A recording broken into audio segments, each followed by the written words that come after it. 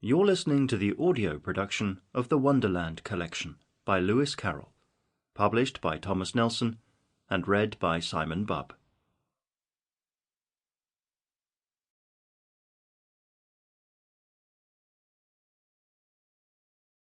Through the Looking Glass, the Millennium Fulcrum Edition 1.7.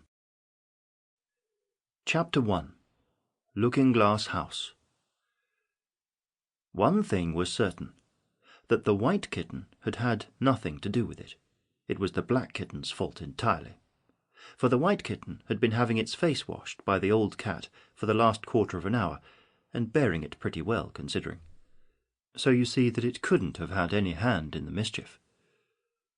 The way Dinah washed her children's faces was this. First, she held the poor thing down by its ear with one paw, and then with the other paw she rubbed its face all over, the wrong way, beginning at the nose. And just now, as I said, she was hard at work on the white kitten, which was lying quite still and trying to purr, no doubt feeling that it was all meant for its good. But the black kitten had been finished with earlier in the afternoon, and so, while Alice was sitting curled up in a corner of the great armchair, half talking to herself and half asleep, the kitten had been having a grand game of romps with the ball of worsted Alice had been trying to wind up, and had been rolling it up and down till it had all come undone again. And there it was, spread over the hearth-rug, all knots and tangles, with the kitten running after its own tail in the middle. "Oh, you wicked little thing!" cried Alice, catching up the kitten and giving it a little kiss to make it understand that it was in disgrace.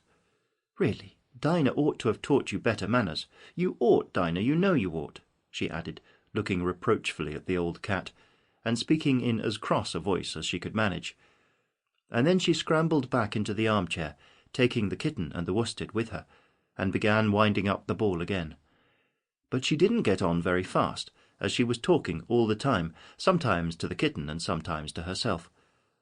Kitty sat very demurely on her knee, pretending to watch the progress of the winding, and now and then putting out one paw and gently touching the ball, as if it would be glad to help if it might. "Do you know what tomorrow is, Kitty?" Alice began. "You'd have guessed if you'd been up in the window with me, only Dinah was making you tidy, so you couldn't. I was watching the boys getting in sticks for the bonfire, and it wants plenty of sticks, Kitty. Only it got so cold, and it snowed so, they had to leave off. Never mind, Kitty, we'll go and see the bonfire tomorrow." Here Alice wound 2 or 3 turns of the worsted round the kitten's neck, just to... Sample complete. Ready to continue?